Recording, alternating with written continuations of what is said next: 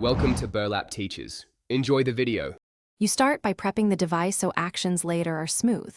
Make sure your iPhone is charged to at least 50% and connected to Wi-Fi, then sign in with your Apple ID. Once done, enable Face ID or Touch ID and set a strong passcode for security.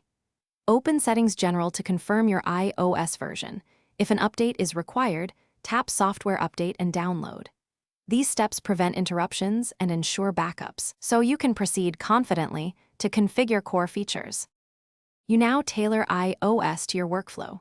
Start with Control Center and notifications so important alerts surface. Go to Settings to add a focus mode and schedule Do Not Disturb rules. Next, add email and calendar accounts under Settings Mail so your communication syncs. Adjust display and brightness for auto lock and text size, and review accessibility for features like VoiceOver or magnifier if needed.